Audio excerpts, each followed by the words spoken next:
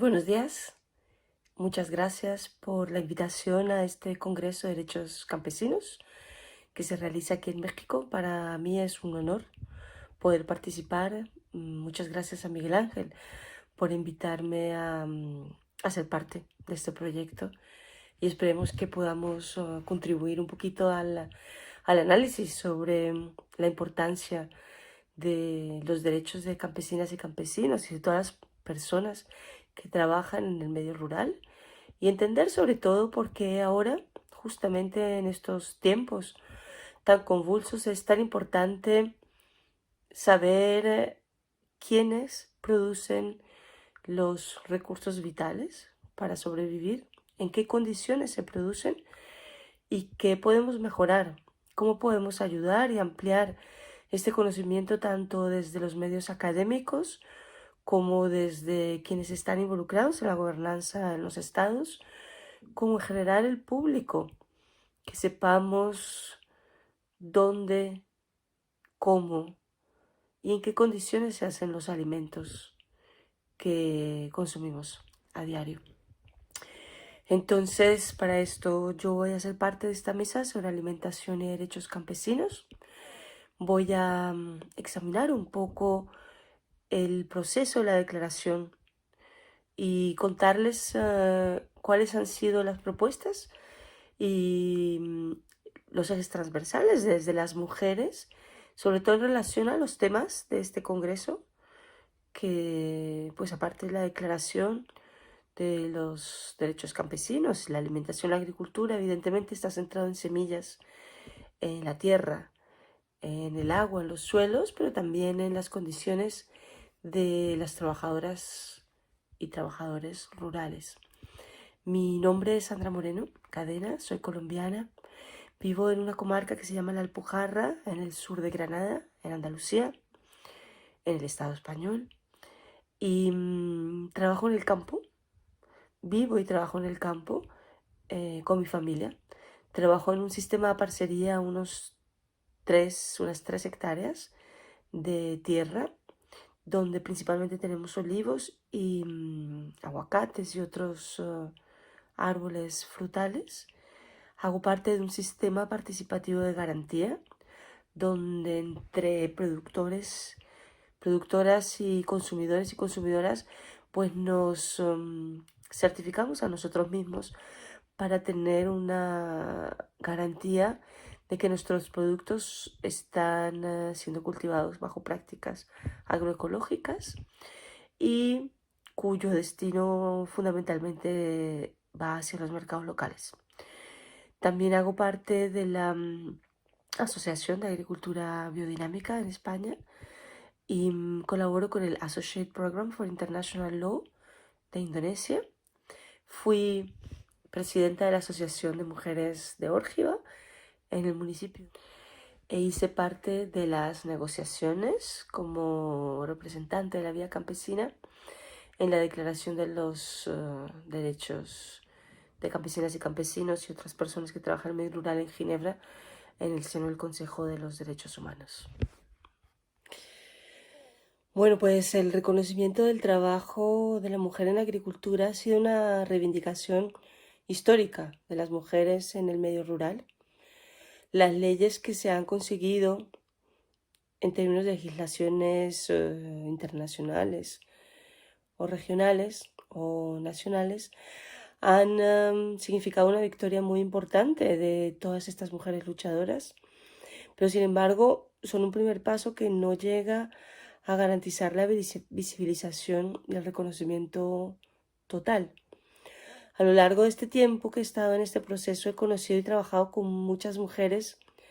que jugaron roles cruciales en el avance del movimiento campesino como un espacio plural, como un espacio diverso, partiendo de sus luchas locales por la construcción de un sitio donde se pueda, desde donde se pueda exigir la defensa de nuestros derechos y analizando el rol específico de las mujeres en este contexto y los problemas generalmente que están asociados a todos los roles de género, dentro del contexto general de las luchas por la defensa de la tierra y el territorio, dentro del paradigma que estamos construyendo de soberanía alimentaria y de las luchas por la reforma agraria. Entendimos que promover la autonomía, la justicia social y la dignidad desde una perspectiva de género requería de formas nuevas, de formas creativas, de oponerse a las prácticas y a las políticas de la agroindustria y el poder empresarial que están básicamente destruyendo los medios de vida de quienes están en el campo, de quienes trabajan en el campo, de sus relaciones sociales y de la naturaleza misma. Pero también estaba el responsabilizarnos de cambiar la agenda interna, no solamente hacia el exterior, sino también dentro del mismo movimiento y desde las organizaciones. Este desafío dejó en claro que debíamos despojar al patriarcado de algunos de los pilares fundamentales en los que se sostiene, reafirmando el papel fundamental de la madre tierra sobre el capital, reafirmando el papel central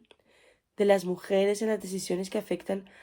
a todas las comunidades y los pueblos, valorando el papel de la periferia dentro de una perspectiva dominante central y entendiendo las relaciones que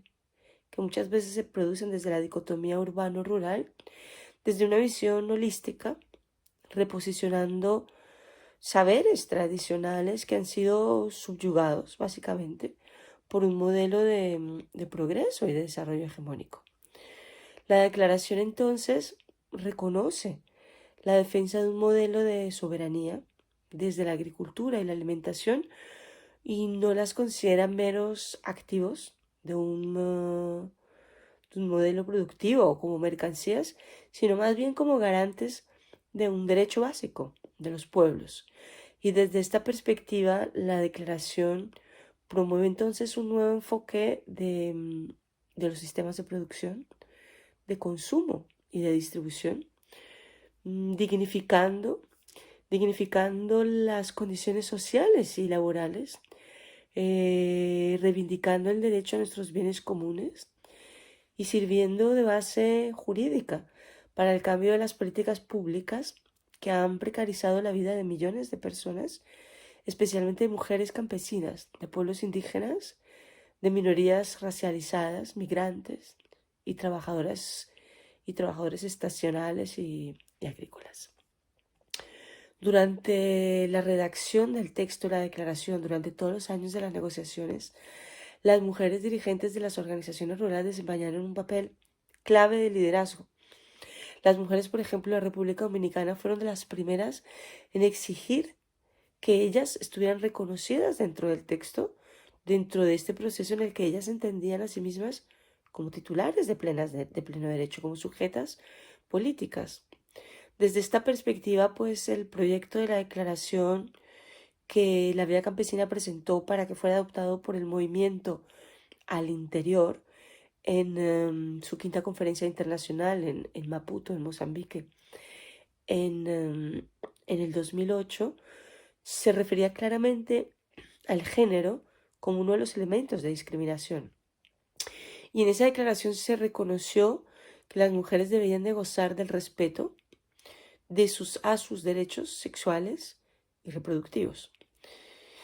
El trabajo bajo una perspectiva de género se considera entonces como una categoría de análisis para que podamos indagar más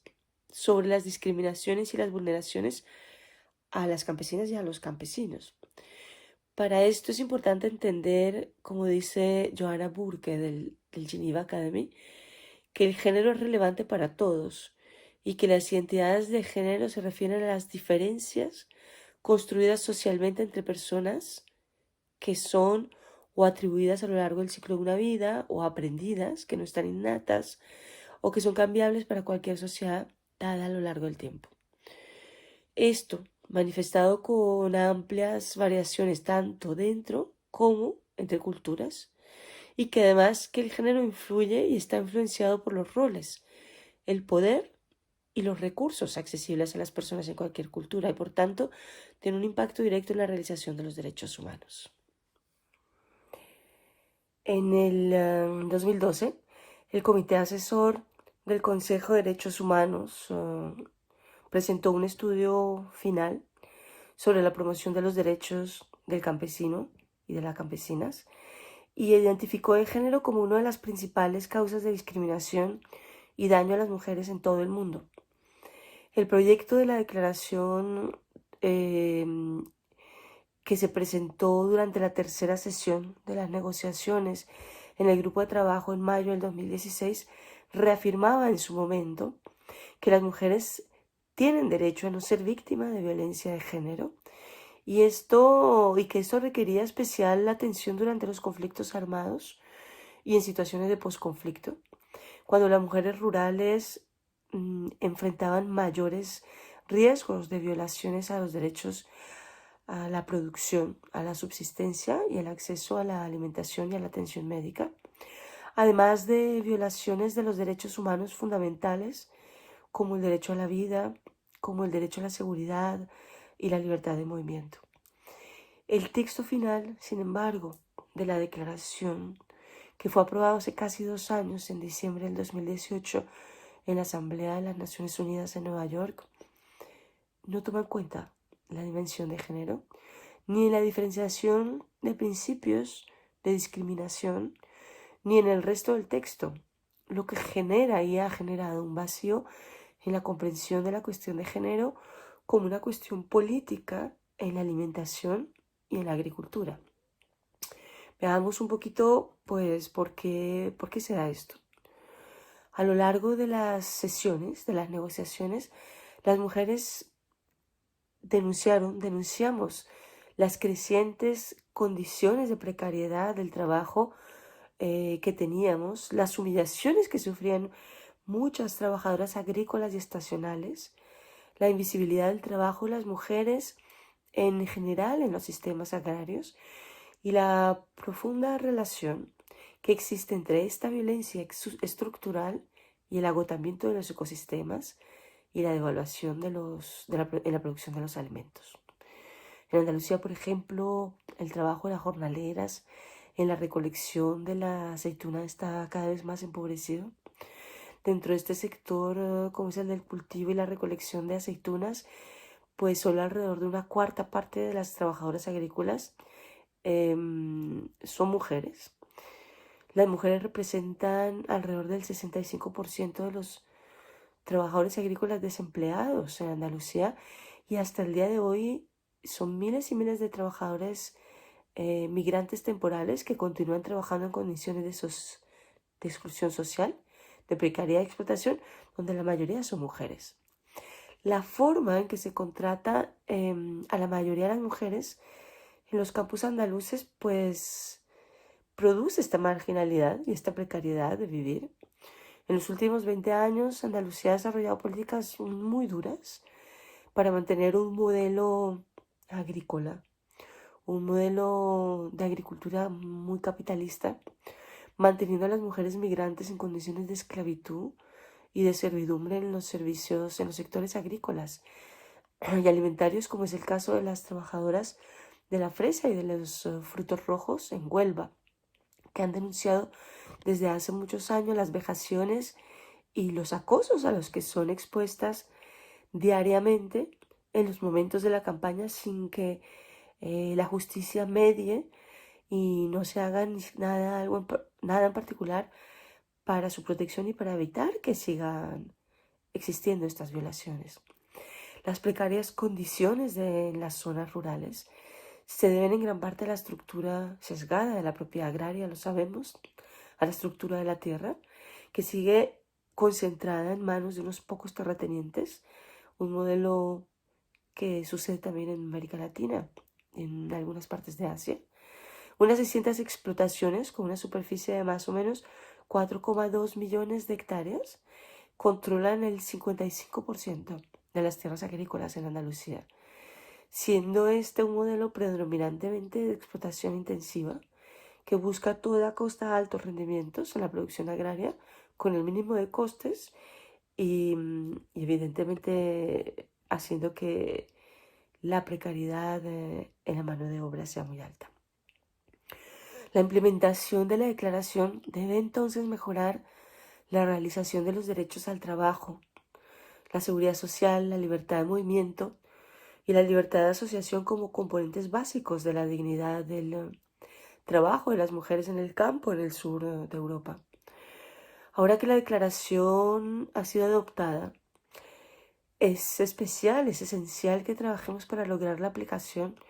de las legislaciones, de medidas de apoyo y también de políticas públicas que prioricen el reconocimiento del trabajo realizado por las mujeres en el campo, sobre todo de las mujeres trabajadoras asalariadas. Y esto es necesario para que podamos comprender, explicar y transformar la realidad en la que se encuentran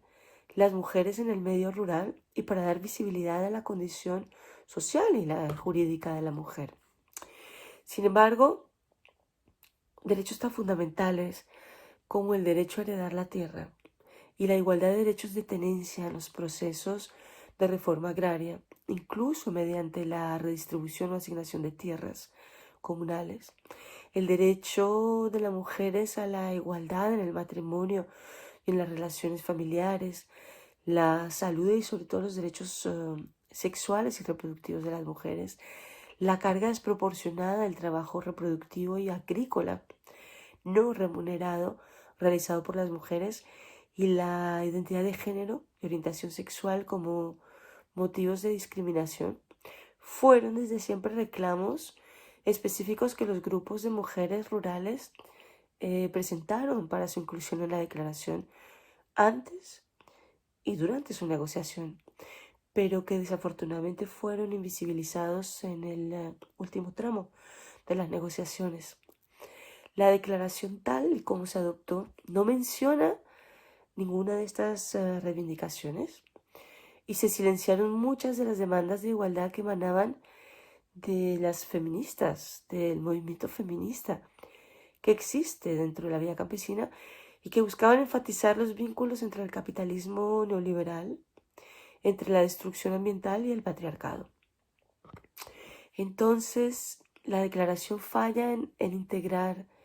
por ejemplo, algunas de las recomendaciones que existen ya a nivel internacional, como la recomendación 34 de la CEDAW, donde se destacan algunas de las obligaciones de los estados y de otros responsables a corregir esa carga tan desproporcionada de cuidado que debemos asumir